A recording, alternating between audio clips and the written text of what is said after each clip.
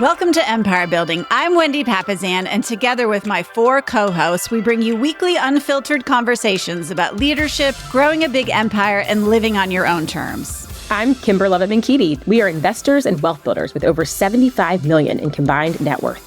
I'm Sarah Reynolds. We are visionaries who built more than 50 businesses with over $122 million in annual revenue. I'm Tiffany Fikes. We've led thousands of people and do it all while being pretty good moms. And I'm Seychelle Van Poole. We are your podcast to learn how to build big businesses and even bigger lives.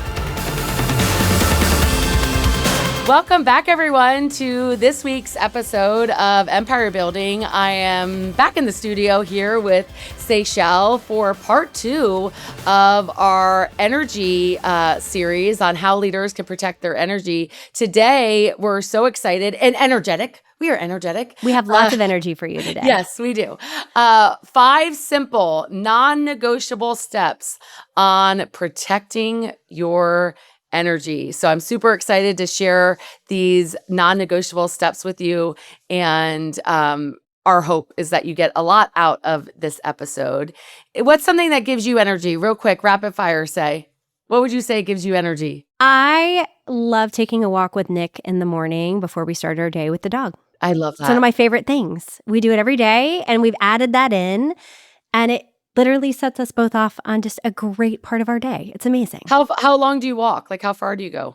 We usually do about a 30 to 40 minute walk in the morning before we start our meetings. And it's our time to kind of like get everything aligned and set up for the day or the week and to just talk through anything that we've been missing. I'm not a late night decision maker. Like I want to go to bed when it's late. And so it like allows us to kind of like just get on the same page with everything. And also, I really enjoy him. He's fantastic. I married him for a reason. So it's great to have that time together. How about you? Well, first, in my head right now, I'm envisioning these walks, okay? And I feel like Nick probably looks like he's like walking super slow, and you probably look like you're walking like very, very fast. I do. It's okay. exactly what happens. Sometimes I have to be like, my legs cannot keep up. My legs cannot keep up. Hold on. For those of you listening, Nick is 6'4" and I am like 5'2". So there's a little bit of Yeah, I totally can see this in the neighborhood, and guaranteed a neighbor like has made, I'm sure someone's Ring cameras like there's those weirdos going by again. That's awesome. My big one is cuddling with Lincoln. I don't get to do it as much. Also in the morning, I don't get to do it as much now because he is off to school. But today is a Friday, and he's off school today and Monday, and so I was so excited. I was actually working, and he comes in from sleeping in, and I forgot that he was like there, and I was like, oh, cuddle time. Like, and so I got to have cuddle snuggles this morning with Lincoln. And so that brings me such energy. It also like just the walk with Nick and then any time spent with our kids, it just reminds us why we do what we do. And it forces us to slow down, which is so good. It totally does. I love that we're starting off with that because today we are going to go into part 2 of this episode. The last episode we did with this was assessing what's draining your energy. Now we're going to talk about how we correct that, how we get back in alignment, how we build energy and time and joy back into your life. So we're going to jump into some very simple, practical steps for you today. There's literally a total of 5, which is great, for you to take and build back in that joy and that energy to keep you from burnout and to bring abundance and lots of energy back into your world. That's right.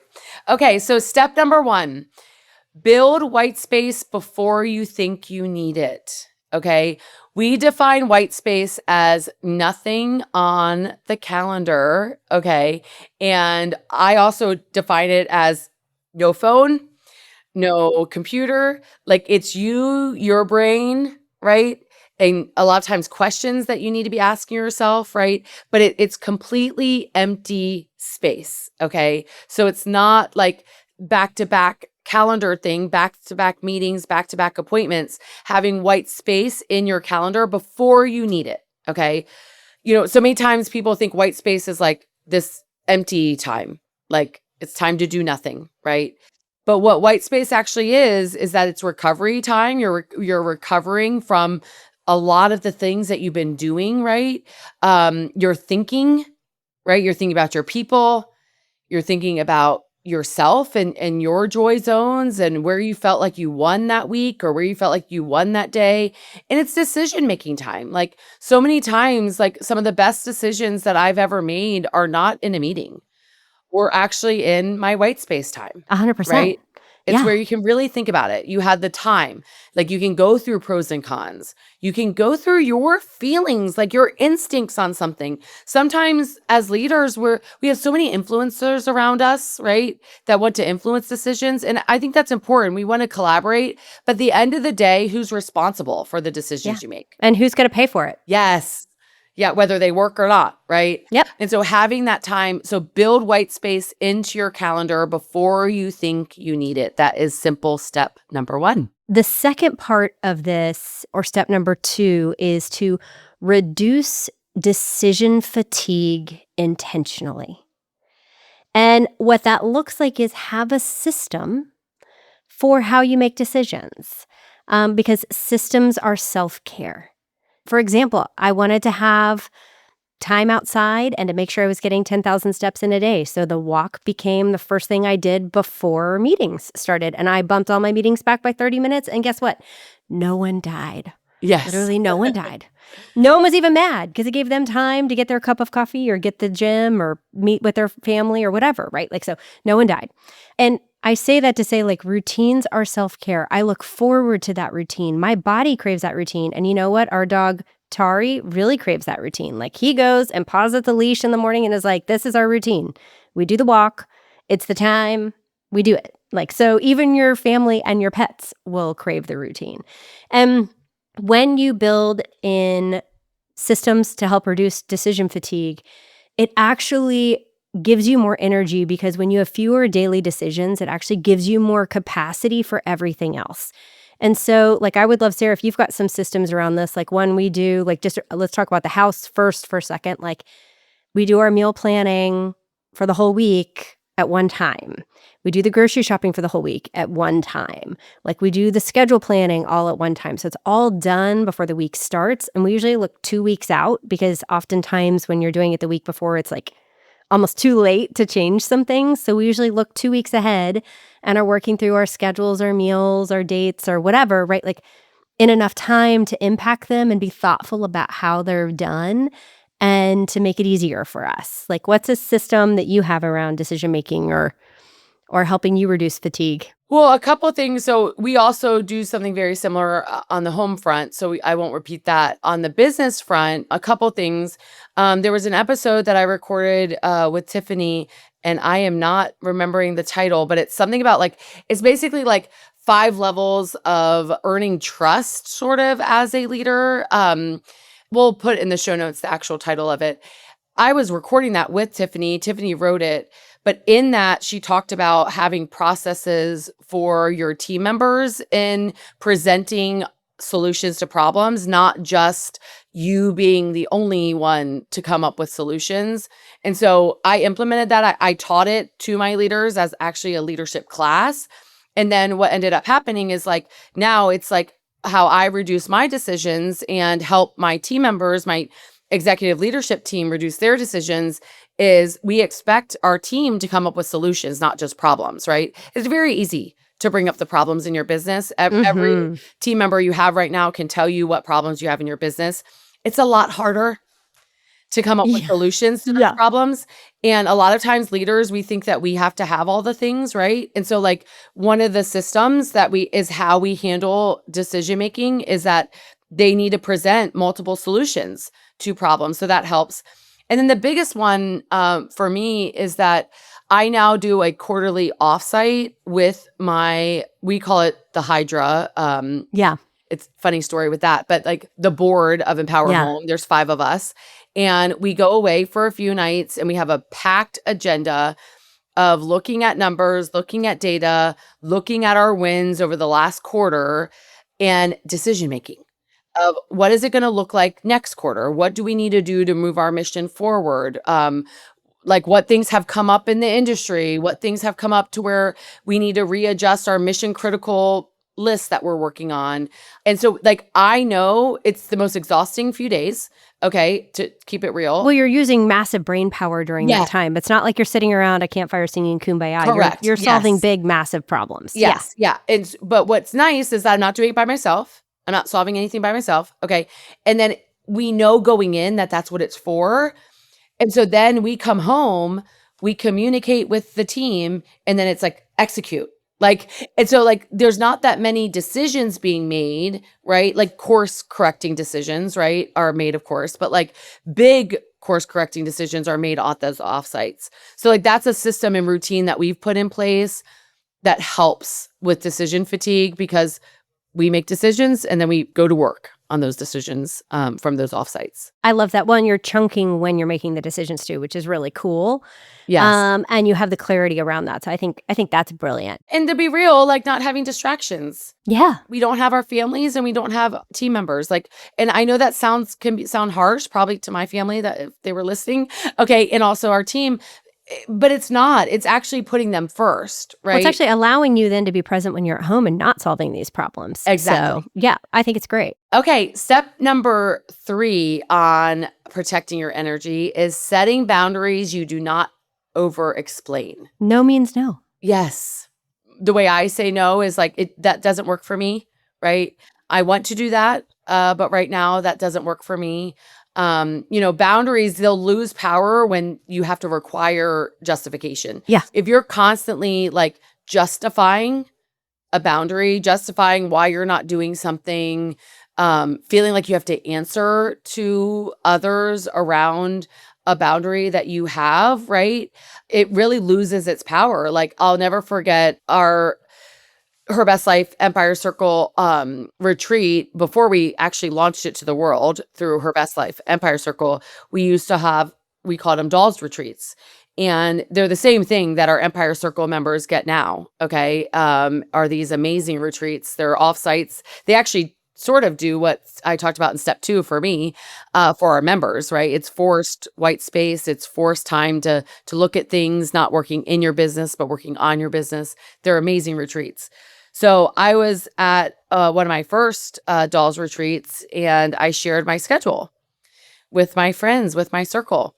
And, I was so proud of myself because I had the busiest schedule. You did. You really did. Yeah. Yes. My day started at 7 and ended at 10 or 11. At night, by the way, not during the day. At night. This was when I was almost 300 pounds. Like, my health And you had young kids at home. Yes. And, yeah. It was a busy time. And all I was doing was working. And one of the main things I was doing was I called them conversion calls, where I would call any seller that we met with the day before that didn't sign. And then I would convert them over the phone. Like, I would get the yes. Okay. And my agents got so used to me doing that. Like, it just became a routine like, they would go on the appointment, share what we do, wouldn't really ask that much for the business. They knew you'd convert it. Yeah, I'd convert it. But the thing was, is I was doing it at night between 6 to 10. Like, okay, which meant I was missing bedtimes, missing dinner, like all those things. And I remember coming back because, it was a heated moment, but my circle said, you got to stop. You can't continue doing this. You can't continue missing bedtimes. And I remember Carissa saying, you only have 6 more summers, 6 more years where Olivia wants to have a relationship with you, because once she has her friend group, like, that's what she's going to want to do. And boy, has that been true, right? Like, I'm so grateful for that talk back this was years ago now. But I came home and I talked with my executive assistant at the time, and I said, I'm not going to do them anymore. And she said, well, who's going to do them? I said, I don't know. I said, but all I know is I'm not going to do them anymore. Yeah. Like, I'm not going to continue to sacrifice my health. I'm not going to continue to sacrifice my family. They've got to learn to step up, and I'm not going to justify it. Like, I'm not going to, like, they got to figure it out. And that was like a big turning point in my business. I thought it would go down, and it actually started going up, and I started being there for bedtimes. And when you are setting boundaries, you don't have to over-explain them. You don't have to justify them. Your energy is what your business needs, okay? And if it means that you need to have boundaries in place, you don't have to explain those to anybody, okay? Because how you're going to show up as a leader is going to be based on your energy. And so you got to protect it. And so that's such a powerful step for me, Say. I love that one. It's huge. And, I've admitted on our podcast before when my dad's health was declining and like our team was falling apart and Quinn was homeschooling at COVID, it was a disaster zone over here. And all of my energy to hold boundaries went completely out the window. Because at the end of the day, all of the big, hard decisions, especially around my dad and then our business having to rebuild it at the same time, all fell on me at the same time. And I just didn't have the energy for a no. A yes was actually easier for me to say than holding the energy and the space to say no. And so after my dad died, I remember our Thera coach, Sarah and I both have worked with her in the past. Penelope did a session with me, and she literally made me tell her no until I was comfortable. Literally not no because, no but, no this, no that, no, just the word no. And it took me a freaking hour and a half of saying no to someone with nothing at stake, literally nothing at stake. Just saying no to her to the point where I could literally in my sacrum, in my gut, say it and not feel that moment of saying it. And Penelope did admit, she goes, that was the longest she's ever had someone take to get comfortable with that. But I literally just had to say on repeat no to someone and then revisit where that felt and go back and say it and revisit it. So this is a work in progress. It took me literally an hour and a half and massive intensive therapy to get good at this. But my favorite way of saying no these days is just to say, gosh, that sounds really great. It's not an easy yes for me right now, so it's going to have to be a no. I really appreciate you thinking about me. Yeah, that's good. They're asking you because they think you're great and they care about you. It doesn't mean that you're obligated to say yes. You can still honor the request and honor the relationship without having to then figure out how to sacrifice your time for that. That's good. Okay, step 4, and this one we talked about in the first episode of when you fall off the horn, right? When you are failing, when you didn't meet your commitments, or when you're not succeeding at something, restart faster. Just get back on the horn faster. It is okay. You are going to fail. You're not going to hit every day perfect. You're going to run out of energy. You're going to get sick. You're going to have some time that you're just not nailing it this week, not nailing it. And that is okay. Just get back on the horn faster than when you fell off. And I promise you it will be so much easier if you just get back on. Yes. So restarting faster and making sure that we aren't holding ourselves to standards of perfection and realizing that we need to hold ourselves to standards of progress, right? And then looking back to say, okay, what progress have we made? And yeah, maybe I messed up here today and didn't do something that I was supposed to do. Okay, well, do it tomorrow. Do it as soon as you can, right? So and owning it, right? When that happens, but also realizing what progress you made with that. And so, leaders are constantly restarting, right? Do your best not to spiral. And when you have those moments where you do need to have a day of spiraling, have one day, and then the next day, it's a new day, and you get up and you go after it, right? And so restart faster when you fall off. That's a great one. Step number 5, our last step, is treat energy as a business asset. And honestly, we could have opened up this episode with this one just because so much of energy has to do with how you think about it. 10 years ago, Sarah would have been what? Why are we talking about energy? Yes. And I'm young and I have more energy because I'm also young, so I can get away with it more. Yes. I wouldn't have had the same view of energy as I do now, because now I know that my business is going to grow to the growth of what energy I bring to it. Okay. Energy will affect your decision quality. It affects your emotion regulation, how you react.